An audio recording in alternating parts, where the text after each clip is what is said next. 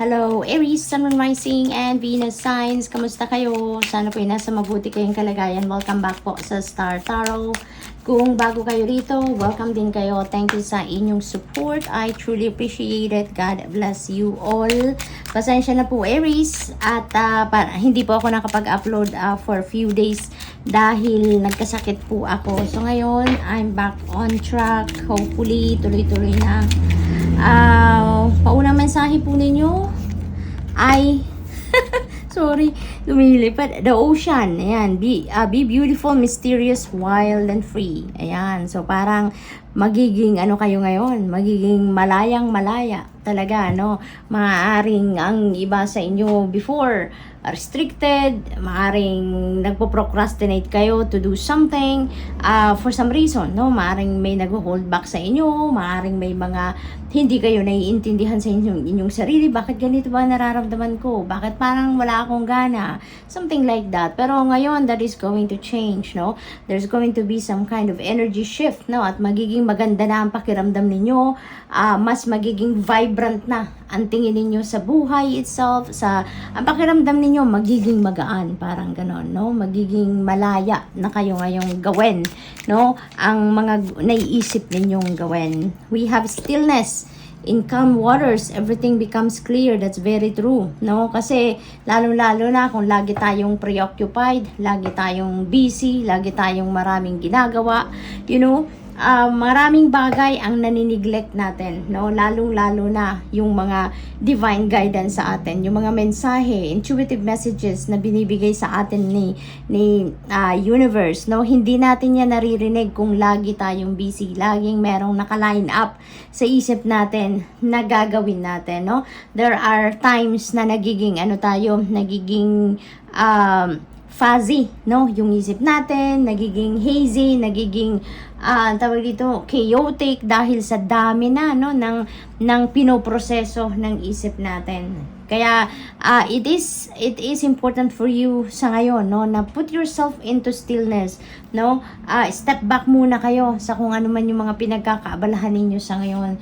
Just a little time lang kailangan ninyo, no, para lang na makapag-reflection mode kayo, no? Alam mo yun, yung matahimik muna, pahinga muna, kumbaga mag-ano ka muna, mag-time out ka muna, no, sa pagka-busy ninyo, and focus on yourself. Now, focus on yourself. Get back to your core.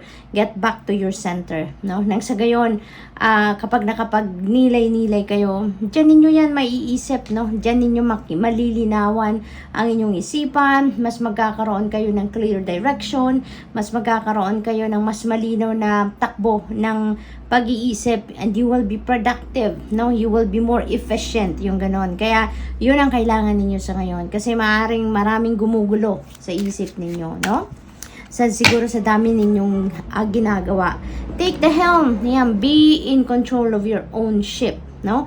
Maaaring ito ang magiging isa sa mga realization ninyo when you put yourself into stillness. Kapag nag-solitude kayo, maaaring ito ang magiging bunga, no, ng pagmumuni-muni ninyo, pagninilay ninyo, instead of just following the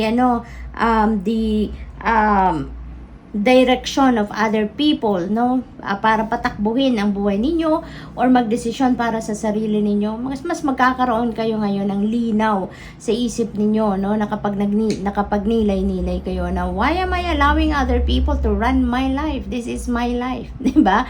And I need to be in control of my own life, no? Maaring isa yan sa magiging magiging isa sa mga malilinawan sa inyong isipan. Mapupukaw ang inyong damdamin, ang inyong personal power, by doing stillness, no? Kaya magkakaroon na kayo dito ng control sa sarili ninyo. You may be able to reclaim your personal power, diba?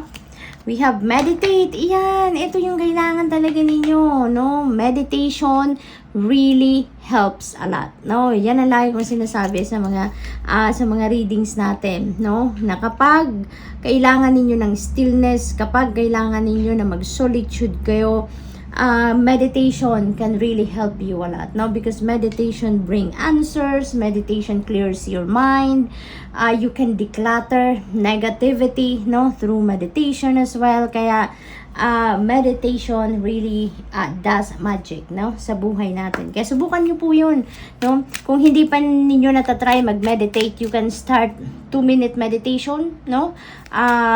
Yun ang pinakamaigsi na pwede ninyong masubukan. At saka ang dami-dami po sa Google, i-google ninyo sa YouTube, ang dami-dami ninyong magiging reference dyan, no? Mag-research po kayo if you would like to try meditation. Ang dami-dami pwede ninyong gawin. Merong guided meditation, merong music lang gagamitin ninyo, or kung ayaw naman ninyo, merong mga iba pang paraan, no, na maggagawa ninyo, no? Depende sa inyong sitwasyon, depende sa inyong kakayanan, depende sa kung anong gusto ninyo, no? Na paraan para kayo ay makapag-try ng meditation if you haven't tried it yet, no? Subukan po ninyo. Wala namang mawawala, hindi ba? Try nyo lang. Tignan ninyo yung epekto. Sometimes, para sa iba, one time, first time ninyo, wala pang, parang hindi, para sa iba na nakakausap ko, hindi sa kanila nag-work, no? Try it the next time, no? Tapos pag hindi pa rin, try it, no? Never lose hope, or maybe you can try different way. Maaring gano'n naman, no? So, what else? Kasi baka umubra, diba, sa inyo. We have release. Ayan, release anything that keeps you from path of authenticity. Ayan, this is parang fall season, ano? Autumn, kumbaga, season sa buhay ninyo ngayon. Na there is a need for you to let go of the things na hindi naman na hindi na kayo komportable, hindi na nagsiserve ng inyong highest good, no? Now is the time na kailangan na ninyo na mag-take action para matanggal na kung ano man ang hindi nababagay na sa inyo. Kung ano man yung mga tao, sitwasyon, or kung sino man ang mga tao, sitwasyon, or mga bagay na hindi na naman nakakatulong sa inyong best interest. It's time for you to think about kung ano mga yon, kung sino mga yon, and let them go. No, let them go. Otherwise, magiging clutter lang yan sa buhay ninyo. You are hanging on to them. You are hanging on to it. Whereas, wala namang positibong epekto na yon sa inyo. So, if this message resonates with you, kayo lang ang nakakaalam kung ano ang mga bagay na yan, or kung sino ang mga tao na yan.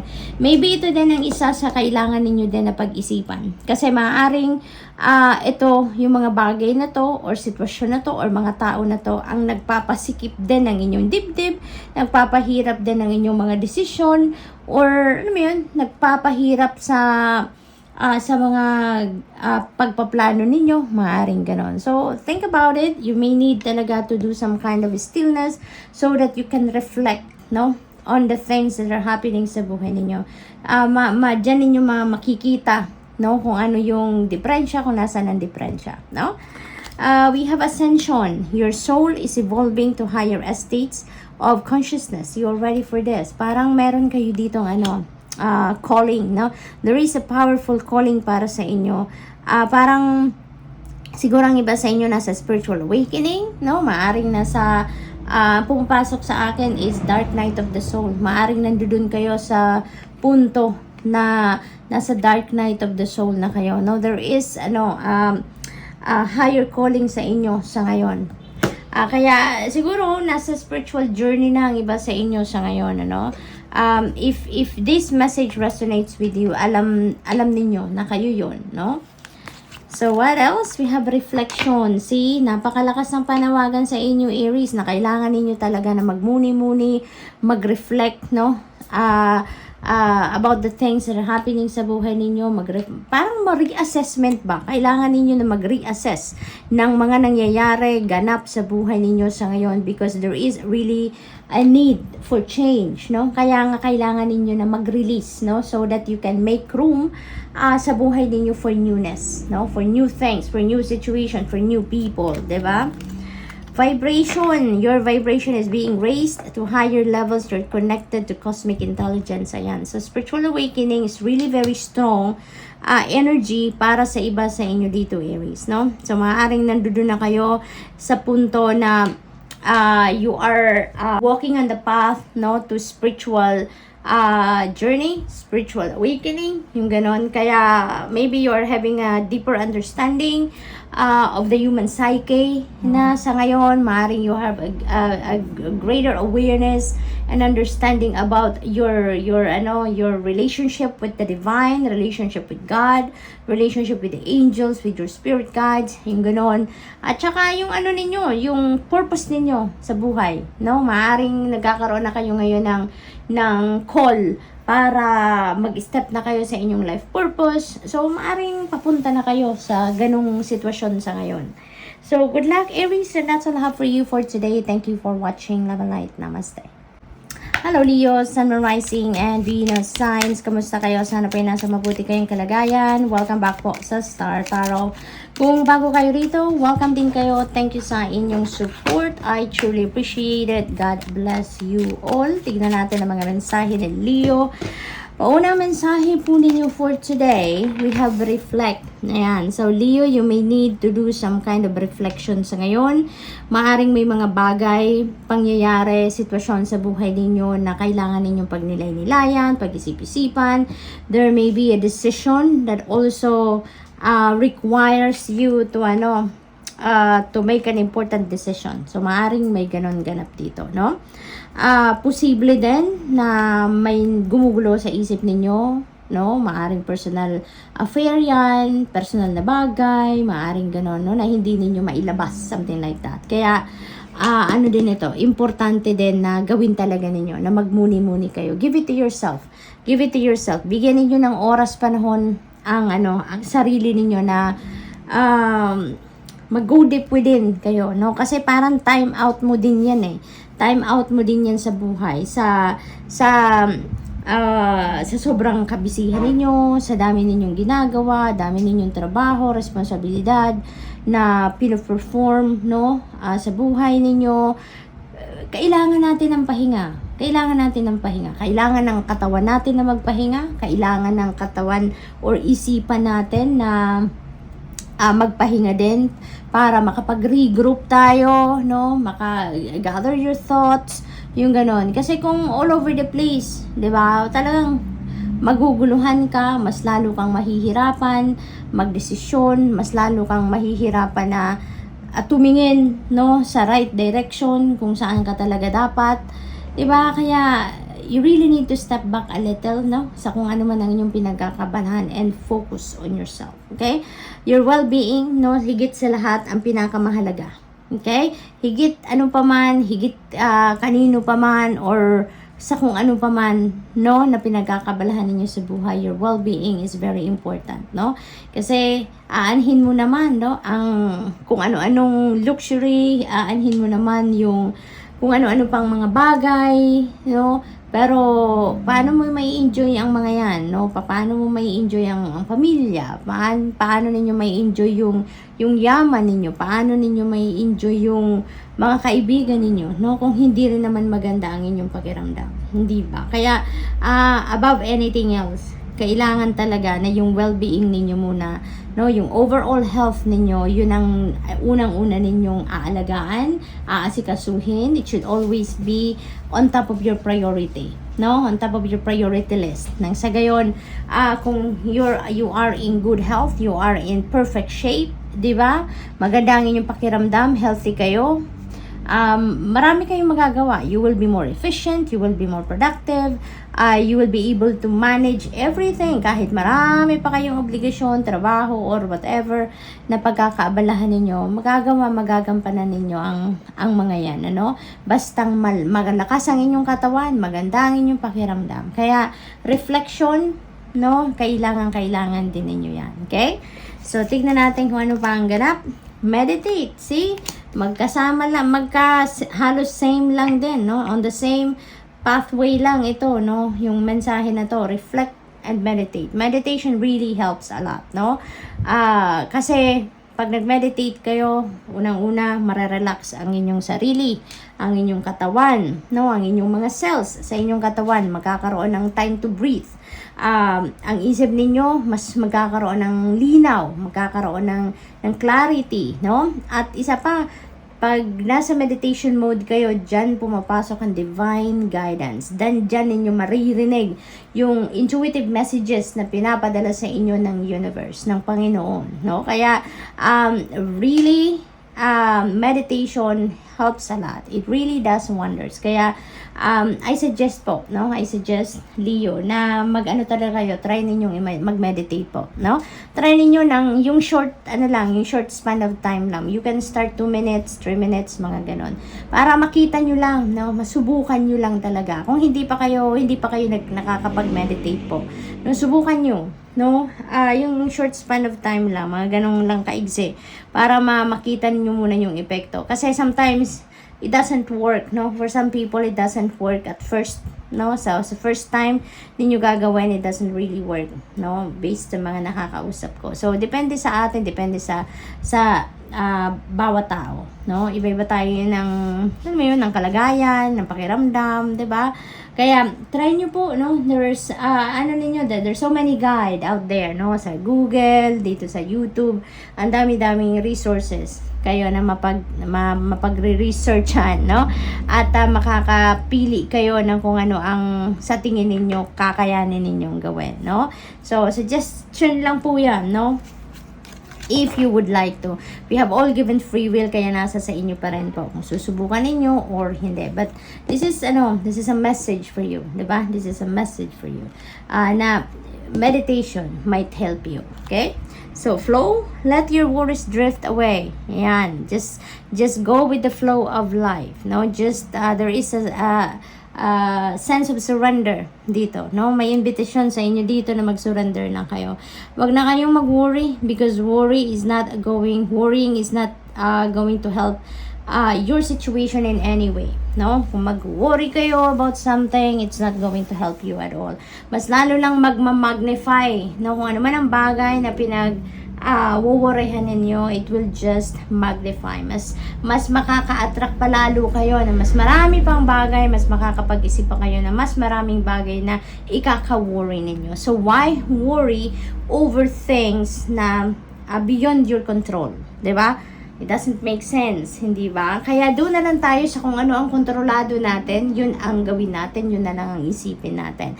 And those things na hindi naman alam naman natin na wala tayong control over them, let's just surrender it to God. Let's just surrender it to the divine, no? Kasi hindi naman tayo pinapabayaan, 'di ba? ng divine universe. God is always listening to our prayers, no? Alalahanin po natin lagi yan. At kung ano ang best para sa atin, alalahanin natin na yun ang ibibigay sa atin. Okay? Kaya, yung mga pag-worry na yan, as much as possible, tanggalin na natin sa sarili natin yan, because it's a negative feeling, di ba? Negatibo ang vibe na hatid ng pag-worry. Tsaka kung wala naman tayong control over something, then mas lalo nang hindi dapat na mag-worry, di ba? Kasi wala naman tayong magagawa. So, self-care. Drowning doesn't always require water. Self-care. Meditation, reflection, that is, tools din para maalagaan mo ang inyong sarili, no? So, self-care, itong panawagan sa inyo, Leo. Maybe you really don't have time, no? Para alagaan ang inyong sarili. Maaaring may mga nararamdaman na kayo sa katawan, may mga sintomas na nararanasan, na nafe-feel si Leo dito. Ang iba sa inyo dito, Leo, no? Mananakit ng katawan, pananakit ng ulo, diba? Or kung ano pang mga pananakit ng katawan. When our body is, may sakit, may discomfort na tayong nararamdaman, signal na yan sa atin, nananawagan na ang katawan natin for you to give yourself a rest, no? It is your body sending you a message na, teka muna, okay? Masyado ka namang masipag, masyado ka namang preoccupied, masyado ka namang maraming ginagawa, maraming inaasikaso, pero yung sarili mo, hindi mo naman nabibigyan ng oras, hindi mo naman napapansin, hindi mo naman pinaprioritize. So, it is your body sending you a message na, teka lang, time out ka muna, at magpagamot ka muna, magpa-check up ka muna, magpahinga ka muna, at matulog ka din naman. Kasi maaaring ang iba din sa inyo, tulog lang ang kailangan, quality rest, quality sleep. Maaaring yun lang din ang kailangan. So, depende sa inyong sitwasyon. Follow your intuition. No, follow your intuition because the universe is always giving us intuitive messages. No, binibigyan tayo ng heads up, no, na kailangan na natin ng pahinga, kailangan natin ng tulong ng iba, tulad na lang ng mga doktor or kung ano, alternative medicine practitioners, mga ganun. So, whatever it is na sa tingin natin makakatulong sa atin para sa ating well-being, then go for it, okay? Kapag meron na kayong nararamdaman na hindi maganda sa inyong katawan, may discomfort na, panawagan na yan ng katawan ninyo na meron na kayong kailangang tignan sa sarili ninyo. Kailangan na ninyong baguhin ang routine ninyo, okay? We have ascension. Your soul is evolving to higher states of consciousness. You're ready for this. Ayan. There is a higher calling for you. Ang iba sa inyo dito, Leo, no? Maybe is on a spiritual journey. Maaring ang iba sa inyo ngayon is having a greater awareness na and understanding of your existence sa mundo.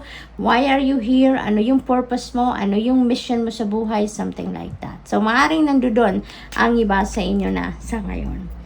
Advancement, a strong energy is propelling you forward. Follow the steerings of your heart. Ayan, napakahalaga, napapakinggan nyo talaga ang bulong ng inyong intuition, bulong ng puso ninyo, no? Because there is a calling for you to do something, no? Maaring ito na yung mission ninyo sa buhay. Maaring you're being called na to step into your purpose sa ngayon, no? So, posibleng yun. So, what else? We have channel. You are a channel through which healing energy reaches the world. Ayan. So, feeling ko talaga, yung ascension na to, yung advancement na to, is towards you carrying out your purpose, carrying out your mission in life, no? So, simple talaga, napapunta na kayo doon, no? Sinasabi dito na you are a channel, no? Through which healing energy reaches the world. So, maybe some of you, Leo, are healers, no? So, maaaring yun ang binigay sa inyo na gift sa inyo to help heal the world, to help heal the people around you. So, posibleng ganun ang ganap dito for you. We have patience. Be patient and allow destiny to unfold at its own pace. Ayan. So, patience. Practice patience. Okay? Kasi minsan siguro, no? Nagmamadali si Leo. Maaring kung ano ang naisip ninyo, gusto ninyo mangyari agad. Kung ano yung ideya ninyo, maaring pinipilit nyo talaga na yun ang mangyari, no? Maaring ganun ang sitwasyon, maaring din naman na hindi, depende sa inyo, no? Just take as it resonates po. Kung ano yung sumasakto sa inyong sitwasyon, take it. If it doesn't resonate, then leave it for someone else, okay? Kasi general reading ito, alalahanin ninyo, this is not a one-on-one reading, okay? So, be patient, alalahanin natin lagi na everything happens in divine order and timing. Kung hindi pa nangyayari ang gusto ninyong mangyari, there is a valid reason. The universe has a valid reason for everything. Okay? So, maaaring hindi yan parte ng divine plan para sa inyo, no? Kaya hindi yan mangyayari talaga. Maaari din na off timing lang. Maybe sa timeline, maybe it's for you, pero not on the timeline na ina-expect ninyo. Posibleng ganun din ang ganap. Or maybe it is not for your highest good. Kaya it will never happen. So, maaaring ganun din ang ganap, no? It could be for any reason. Depende sa inyong sitwasyon. It could be any reason, but definitely ang isipin ninyo na the universe, no, is always giving us what is best for us. Okay? Good luck, Leo. That's all I have for you for today. Thank you for watching. Namalight. Namaste. Hello, Sagittarius, Sun, Moon, Rising, and Venus signs. Kamusta kayo? Sana po yung nasa mabuti kayong kalagayan. Welcome back po sa Star Tarot. Kung bago kayo rito, welcome din kayo. Thank you sa inyong support. I truly appreciate it. God bless you all. Sagittarius, we have journey. Ayan. So, maybe ang iba sa inyo dito is going to travel, no? Or, maaari din na yung travel na to is siguro trabaho nyo to. Maybe yung occupation ninyo ay nasa travel industry, maaaring din ganun, or maybe meron kayong travel na gagawin dito because you've got a business opportunity somewhere na it might require you to travel, maaaring ganon, or visit, posibleng ganon, or magtutour, posibleng ganon din ang ganap. So, depende sa inyong sitwasyon, but definitely, travel energy is in your horizon. Okay? Oh, may travel din, no? Ayan. So, definitely, may travel talaga kayo, no? Sagittarius, no? It could be twice kayo magta-travel or maaaring may another opportunity kayo to travel for different reason. Maaaring ganun din ang ganap. We have guidance. Ayan. So, you know what? Siguro meron kayong meron kayong dinadasal, no? Na enlightenment, you need some kind of enlightenment, you need some kind of illumination dito, kaya binibigyan kayo na siguro ng universe ng divine guidance, intuitive messages, maaring nakakakita kayo ng signs, symbols, and synchronicities, no? And that is guidance din, that is a form of guidance din para sa inyo. So, posibleng ganun ang ganap dito. So, what else? We have meditate. Ayan. So, you know what? Most likely, yung guidance na to, papasok during meditation, no? Kasi siguro, busy kayo, preoccupied kayo, marami din siguro kayong ginagawa lagi. Kaya, maaring hindi ninyo napapansin, Maaring yung hinihingi ninyo gabay, binigyan na kayo ng kasagutan, pero maaring hindi ninyo napipick up because laging busy, no? Lagi kayong busy, laging busy ang isip ninyo, hindi ninyo maririnig. Kasi yung mga intuitive messages na yan, pumapasok yan through our intuition in a very subtle way, no? Parang bulong lang yan, parang ayun, yung kung busy kayo lagi, like kayo may iniisip, like kayo may ginagawa, imposibleng ma-pick up natin, no? Yung ganon. So, maybe ganon ang inyong sitwasyon, kaya you are being advised as well to do some kind of meditation, no? Kasi pag nag-meditate tayo, parang dumidiretso tayo, we're going deep within, no? Na walang, yung parang nandoon tayo sa space na very sacred, no? Sa sarili natin, na wala tayong iniisip na iba, wala tayong iniisip na bayarin, wala tayong iniisip na schedule, yung gano'n, nawawala yun, during meditation, nawawala. Naki-clear out yung isip natin, nakakalma tayo, no, para nandoon tayo sa serenity, tranquility stage, yung gano'n, na parang kalmang-kalmado tayo. At yung naririnig natin, yung soul natin, naririnig natin yung higher self natin, yung gano'n. Kaya, ay iniimbitahan kayo dito to do some kind of meditation so that you can listen to your intuition as well, no? Maaring doon ninyo mahanap yung kasagutan sa inyong mga tanong, maaring ganon. Gabay sa inyo ng Panginoon, no? Kalinawan sa inyong isipan, yung ganon. We have abundance, holy moly, this is really beautiful. When your heart's intention is to serve humanity, doors of abundance naturally open. Totoo, diba? Totoo. Kapag ang intention ninyo is to help others, yung intention ninyo is so pure, mararamdaman ninyo na the abundance of the universe is coming your way. Mararamdaman ninyo na kay gaan lang ng pagpasok ng blessings sa inyo. When you're always open to help other people, no, yung bukas sa loob ninyo, nararamdaman ninyo na bumubuhos din ang biyaya sa inyo. So this abundance could be abundance of anything. That could be abundance of money. That could be abundance of time. That could be abundance of energy. That could be abundance of anything, no? Na magagamit ninyo para sa sarili ninyo, para sa pamilya ninyo, para makatulong din kayo sa ibang tao, yung gano'n, no? We have advancement, strong energies propelling you forward. Follow the steerings of your heart. Okay? So, speaking of guidance, there you go. So, there is a strong energy, no? Na talagang nagpupush para sa inyo to move forward, to move on with your life. Yung gano'n. Kaya, napaka-importanteng pakinggan talaga ninyo ang inyong intuition. Pakinggan ninyo kung ano yung bulong ng inyong puso. Okay? So that malaman ninyo kung ano ang ang kaganapan, ano yung saan kayo papunta, this is guidance, no, na ano sa inyo. Kaya kailangang maging maging clear ang isip ninyo. You really need to do some kind of meditation or reflection mode, no?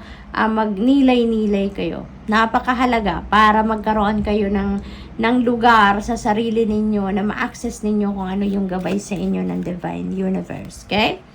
Signs, look at this, Sagittarius. You know what? Siguro meron kayong importanteng ipinagdadasal dito na hindi ninyo malinawan sa inyong isipan, hindi ninyo ma-pick up, kung hindi siguro ninyo mapagdesisyonan kung anong dapat ninyong gawin dito. And ang dami ng mensahe ito, halos pare-parehas ang sinasabi dito, no? This is pointing to one direction na sinasabi sa inyo, no?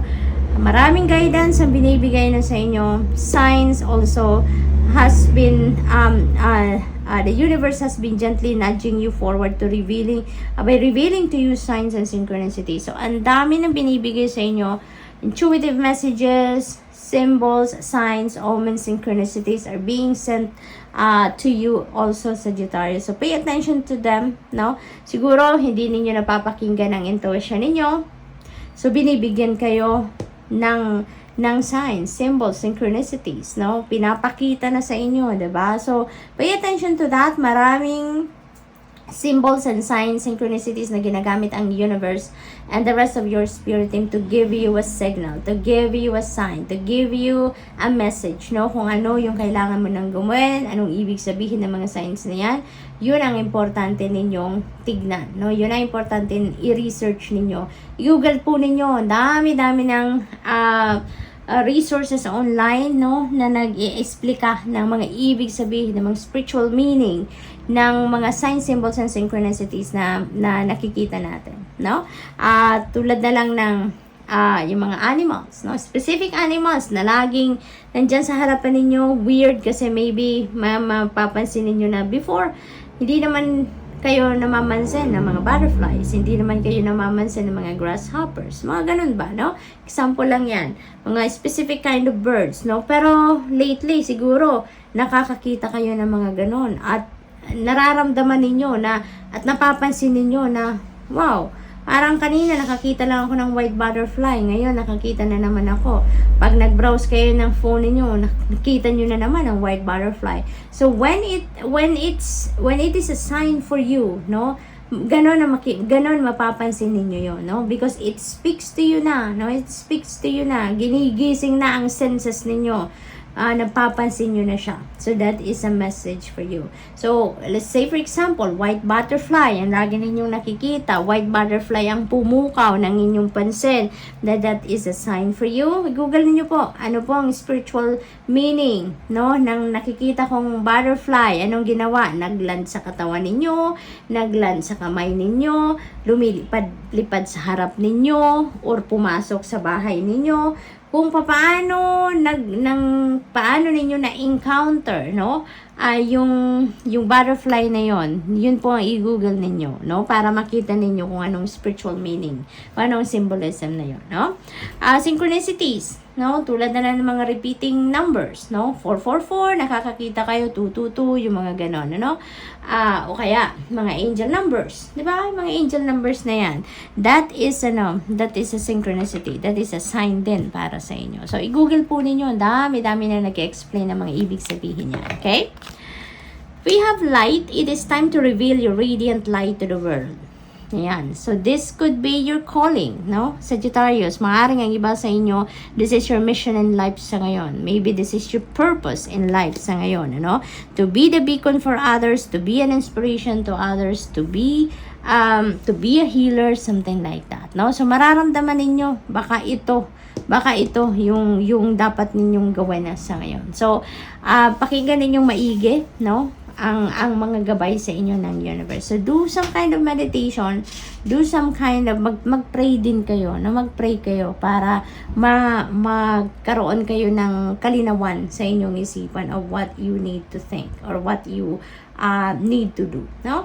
So, good luck, and that's all I have for you for today. Thank you for watching Love and Light. Namaste.